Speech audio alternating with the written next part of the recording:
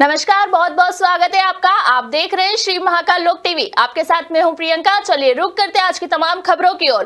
कारगिल विजय दिवस की 25वीं वर्षगांठ पर प्रधानमंत्री नरेंद्र मोदी ने कहा कि सच्चाई ये है कि अग्निपथ योजना से देश की ताकत बढ़ेगी और देश का सामर्थ्यवान युवा भी मातृभूमि की सेवा के लिए आगे आएगा।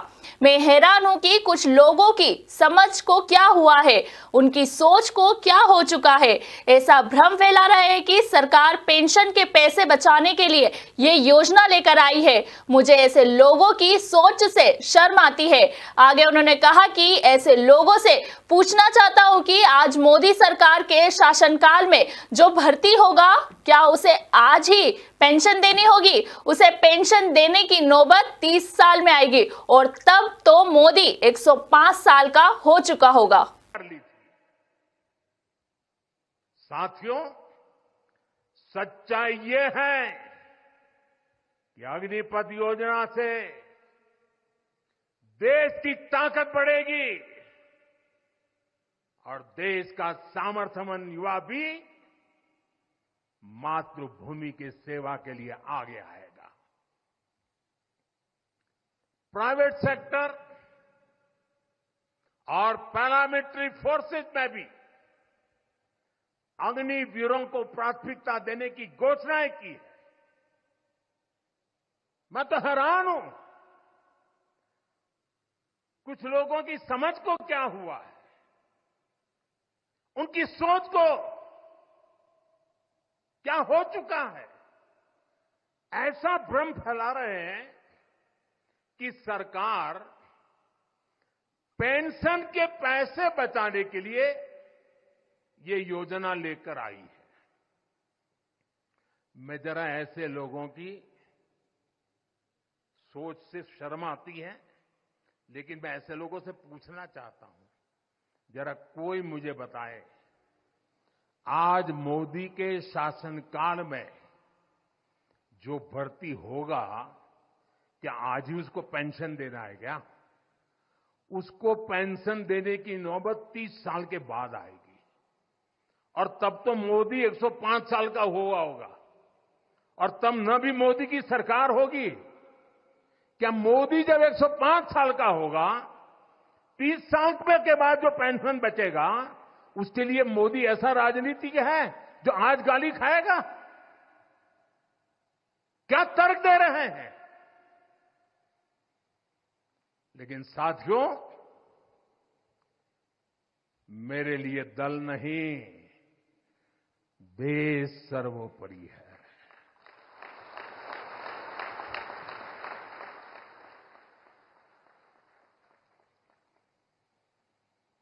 और साथियों, मैं आज गर्व से कहना चाहता हूं, सेनाओं द्वारा लिए गए इस फैसले का हमने सम्मान किया है। और जैसा मैंने पहले कहा, हम राजनीति के लिए नहीं, राष्ट्र नीति के लिए काम करते हैं। हमारे लिए राष्ट्र की सुरक्षा सर्वोपरि है। हमारे लिए 140 करोड़ की शांति ये सबसे पहले है। कर ली थी। बढ़ते अगली खबर की ओर। प्रधानमंत्री नरेंद्र मोदी के भाषण पर कांग्रेस सांसद अखिलेश प्रसाद सिंह ने कहा कि देश की जनता ने पहले ही बता दिया कि अग्निपथ योजना क्या है और कैसे बीजेपी की 60 से अधिक सीटें घटी। वे 400 पार की बात करते थे। अगर अभी भी वे सुधारात्मक उपाय लेने के लिए तैयार नहीं है तो फिर जनता उनका भगवान ही मालिक है। देश की जनता ने ऑलरेडी बता दिया कि अग्निपथ स्कीम क्या है और किस तरह से उनकी 60 से ज्यादा सीटें घटी, 400 पार की बात करते थे। अभी भी अगर प्रधानमंत्री करेक्टिव मेजर्स लेने को तैयार नहीं है तो भगवान मालिक है उनका। आप लोगों की सरकार आएगी तो आप खत्म करेंगे? बिल्कुल स्क्रैप करेंगे। देश की जनता ने ऑलरेडी बता दिया कि अग्निपथ स्कीम क्या है और किस तरह से उनकी 60 से ज्यादा सीटें घटी, 400 पार की बात करते थे।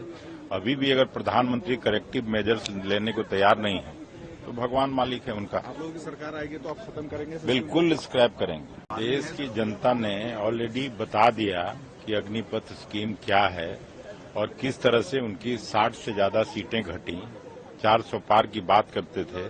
अभी भी अगर प्रधानमंत्री करेक्टिव मेजर्स लेने को तैयार नहीं है तो भगवान मालिक है उनका। आप लोगों की सरकार आएगी तो आप खत्म करेंगे? बिल्कुल स्क्रैप करेंगे। देश की जनता ने ऑलरेडी बता दिया कि अग्निपथ स्कीम क्या है और किस तरह से उनकी 60। इधर प्रधानमंत्री नरेंद्र मोदी के भाषण पर शिवसेना यूबीटी की सांसद प्रियंका चतुर्वेदी ने कहा कि 5 साल के प्रशिक्षण के बाद अग्निवीरों की भर्ती होगी या नहीं होगी, रोजगार मिलेगा या नहीं मिलेगा, इसका पता नहीं है। जनता मांग कर रही है कि केंद्र सरकार सेना को मजबूत करे। देखिए, इतना शर्मनाक है कि आप इसको ऐसी स्कीम को अच्छा बता रहे हैं जहां पे 5 साल के ट्रेनिंग के बाद उनको रोजगार होगा कि नहीं होगा, आर्मी में भर्ती होगी या नहीं होगा, उनको फ्यूचर की क्लैरिटी नहीं है। उनको प्रोविडेंट फंड्स के बेनिफिट मिलेंगे कि नहीं, उनको इंश्योरेंस के बेनिफिट्स मिलेंगे कि नहीं, ये पता नहीं है। ये शर्मनाक है। और कल एक अखबार में रिपोर्ट आई थी कि वो अग्निवीर ज्वाइन करते हैं, अग्निवीर में शामिल होते हैं, पर उनको लगता है अभी 5 साल आगे जाकर हमारा कोई कुछ होने नहीं वाला है, तो वो चोर बन जाते हैं। तो आप क्या कर रहे हैं? जनता आपसे मांग करिए अपनी आर्मी को और सशक्त करना है, आर्मी को और मजबूत करना है, और आप अग्निवीर को डिफेंड कर रहे हैं। जो उसमें कमियां हैं, हम आपको बार बार कह रहे हैं, उस कमियों को दूर करें। और बहुत सारे मार्टर्ड सोल्जर्स की फैमिलीज ने कहा है। इतना शर्मनाक है कि देश के प्रधानमंत्री अभी भी जनता का मूड, जनता के मन की बात नहीं समझ में आ रही है उन्हें, वो अभी भी अपने मन की बात कर रहे हैं। यही देश का दुर्भाग्य है। और यहीं पे नहीं रुका है इनका। अब इन्होंने कॉर्पोरेट अग्निवीर प्रोग्राम शुरू किया है कि कॉर्पोरेट हाउसेस को कोटा देंगे कि इतने लोगों को आपको भर्ती करना पड़ेगा। और जो आप बार बार कह रहे हैं कि एम्प्लॉयमेंट जनरेशन है, ये कुछ नहीं है। अप्रेंटिसशिप प्रोग्राम में उनको 5,000 रुपए दिए जाएंगे। आप मुझे पूछिए, इंजीनियर होते हैं, पोस्ट ग्रेड होते हैं, वो 5,000 की नौकरी करेंगे। यही तो कॉर्पोरेट पहले ये अग्निवीर शुरू किया जहां पे देश में आग लगाई, अब कॉर्पोरेट अग्निवीर प्रोग्राम शुरू कर रहे हैं जहां पे युवाओं में फिर से आक्रोशित करेंगे।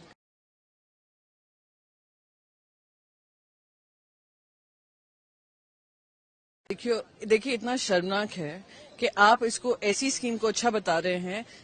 चलिए रुक करते अगली खबर की ओर। राजस्थान के राज्यपाल कलराज मिश्रा ने 25वें कारगिल विजय दिवस पर कहा कि कारगिल विजय दिवस प्रतिवर्ष मनाया जाता है। हमारे जवानों ने जिस तरह अपने शौर्य का परिचय देते हुए दुश्मनों को परास्त किया है, वह प्रशंसनीय है। मैं शहीदों के प्रति नतमस्तक होता हूँ।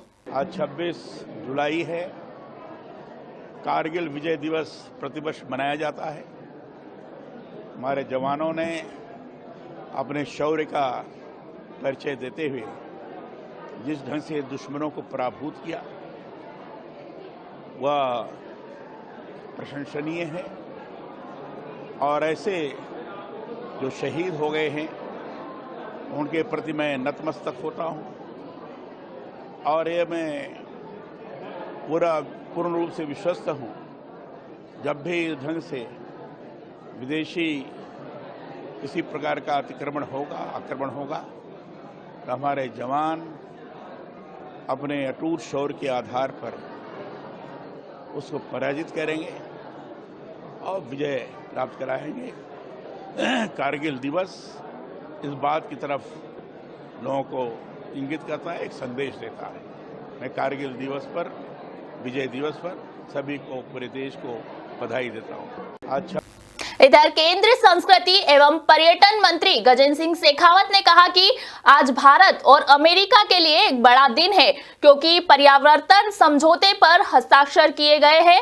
यह वास्तव में भारत के लिए एक बड़ा दिन है, क्योंकि यह हमारे देश की सांस्कृतिक संपत्तियों की आसान वापसी का मार्ग प्रशस्त करेगा, जो अवैध रूप से दूसरे देशों में चली गई है। देशों और विशेष रूप से संयुक्त राज्य अमेरिका के अलावा यहाँ अन्य देशों के साथ भी ऐसे समझौते का मार्ग प्रशस्त करेगा। Big day for India and United States both today, because this signing of repatriation agreement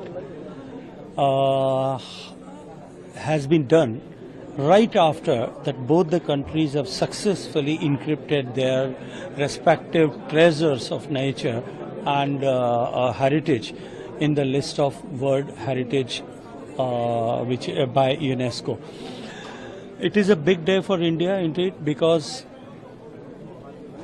this is going to pave a path for smoother repatriation of the cultural properties which have gone illegally to the other countries and specifically to the United States, to our country, and further it is going to pave path for this type of similar agreements and arrangements with the other countries Sir, also. also Moidam has been included in the UNESCO World Heritage List. What would you like to say? It's a big day for India because it's not only the Moidam which we have successfully inscribed as in the World Heritage List.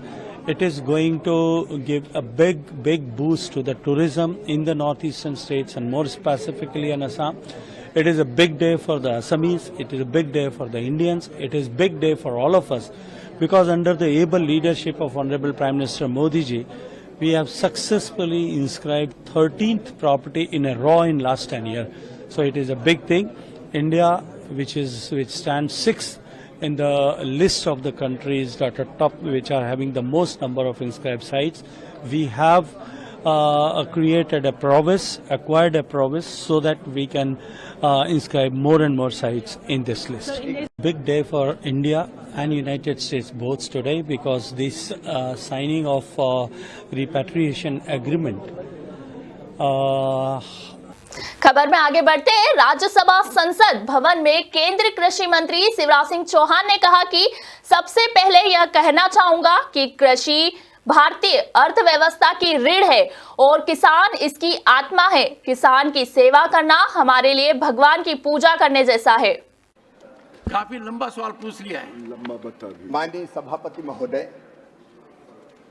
सबसे पहले तो मैं ये कहना चाहूंगा कि कृषि भारतीय अर्थव्यवस्था की रीढ़ है और किसान उसकी आत्मा। किसान की सेवा हमारे लिए भगवान की पूजा जैसी है। जहां तक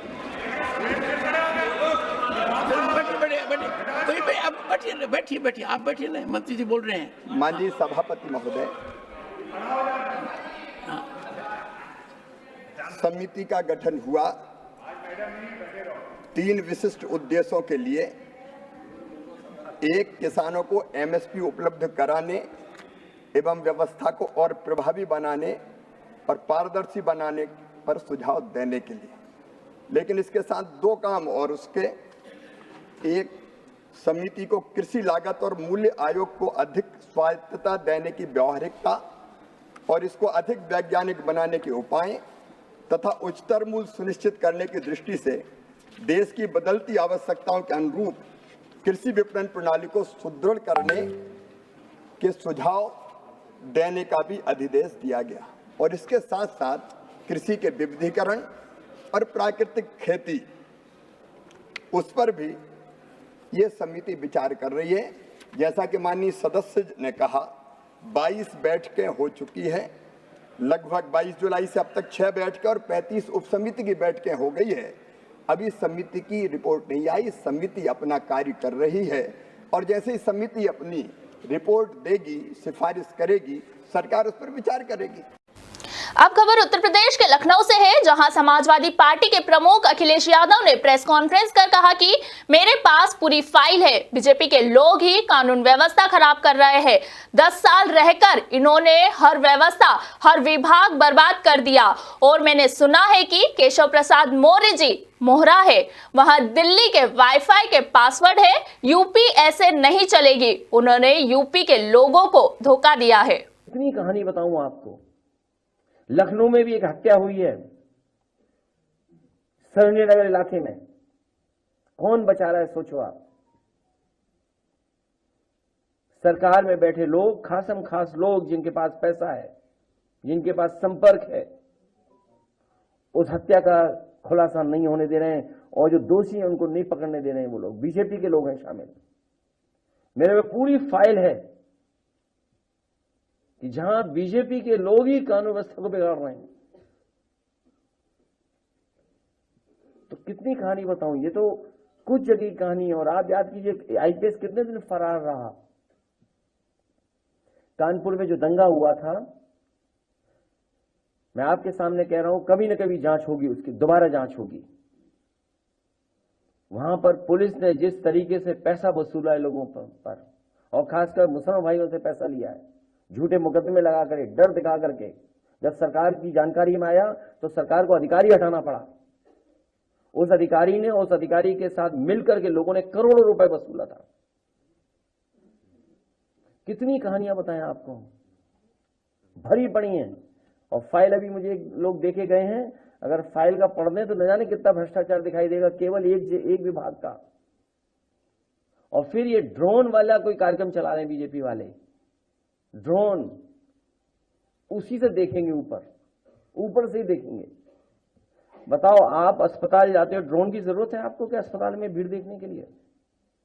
लोहिया अस्पताल जाइए, आप सिविल हॉस्पिटल जाइए, पीजीआई आप जाइए, क्या आपको ड्रोन की जरूरत पड़ेगी भीड़ देखने के लिए?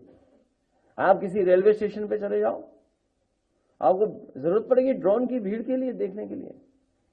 तो 10 साल रह करके इन्होंने हर व्यवस्था को खराब किया है, हर व्यवस्था, हर विभाग बर्बाद कर दिया। ये दावा करते थे कि मेडिकल कॉलेज बना रहे हैं, बताइए 13 मेडिकल कॉलेज नहीं बन पाए जिनको एनएमसी ने मान्यता नहीं दी। कहीं मान्यता मिली है 13 मेडिकल कॉलेजों को? और जो मेडिकल कॉलेज हैं उनकी स्थिति क्या है? कहीं इलाज नहीं मिल रहा गरीब को। एक जिला अस्पताल नहीं बनाया जहां पर दवाई, इलाज, इंतजाम पूरा मिल जाए गरीब को। तो स्वास्थ्य विभाग वो दिखाई दे रहा है, और कितना भ्रष्टाचार होगा उसमें पता ही नहीं। ये तो कुछ खुल रहे हैं, और ये खुल इसलिए रहे हैं कि कुछ लोग मोहरा बन गए हैं। वो मोहरा हैं, दिल्ली के वाईफाई के वो पासवर्ड हैं।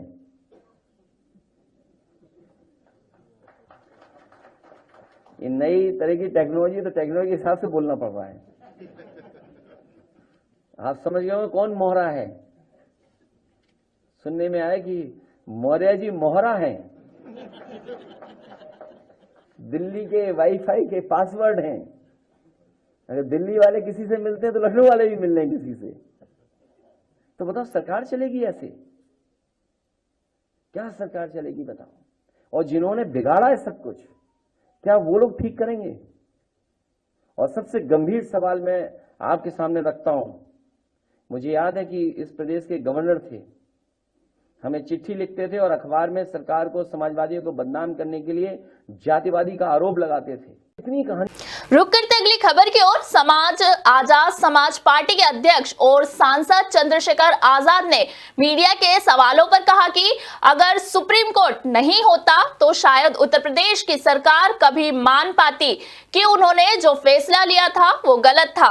यह गुंडई के फैसले हैं जिसका इंतजाम उत्तर प्रदेश की जनता करने जा रही है। उत्तर प्रदेश सरकार ने कांवड़ मार्गों पर नेम प्लेट प्रदर्शित करने के निर्देश को चुनौती देने वाले याचिकाओं को विरोध करते हुए सुप्रीम कोर्ट में हलफनामा दायर किया है। जो भर्ती आ रही है उसमें भी ट्रांसपेरेंसी रख लो। 69 शिक्षक भर्ती में 20,000 पदों का घोटाला किया है, 6,800 नियुक्तियां आपने जारी की थी, उसका भी, उसमें भी ट्रांसपेरेंसी रख लो। कहाँ का ट्रांसपेरेंसी रखोगे? ट्रांसपेरेंसी सिर्फ जो है दलितों, पिछड़ों, मुसलमानों बांटने में नजर आती है, उसके अलावा नजर आती है। मैं फिर आपसे कह रहा हूँ, अगर सुप्रीम कोर्ट नहीं होता तो शायद उत्तर प्रदेश सरकार कभी ये मान पाती कि उन्होंने जो फैसला किया था, उन्होंने जो ऑर्डर पास किया था वो गलत था। ये मैं कह रहा हूँ, इसको ये निहायत सड़े हुए गुंडई के फैसले, इनका जो है इंतजाम उत्तर प्रदेश की जनता करने जा रही है। और आप देखना उपचुनाव में भी सूर समेत सबक जो है भारतीय जनता पार्टी को जनता सिखाएगी। जो भर्ती आ रही है उसमें भी ट्रांसपेरेंसी रख लो। 69 शिक्षक भर्ती में 20,000 पदों का घोटाला। इधर कांग्रेस सांसद और लोकसभा में विपक्ष के नेता राहुल गांधी ने सुल्तानपुर के दौरे के दौरान एक मोची से मुलाकात कर उनसे बातचीत की। वहीं राहुल गांधी जी ने मुलाकात के बाद मोची रामचेत ने बताया कि हमने राहुल गांधी बोला है कि मैं पूंजी से कमजोर हूँ, गरीब हूँ, हमारी थोड़ी मदद कीजिए। साथ ही मैंने उन्हें जूतों की सिलाई करके भी दिखाया है। कितने समय से यहाँ पे दुकान कर रहे हैं? 40 साल। 40 साल। अभी राहुल गांधी जी आए थे, क्या कुछ उन्होंने बात करी? हाँ जी, हमारे धंधे के विषय में सारी बात की।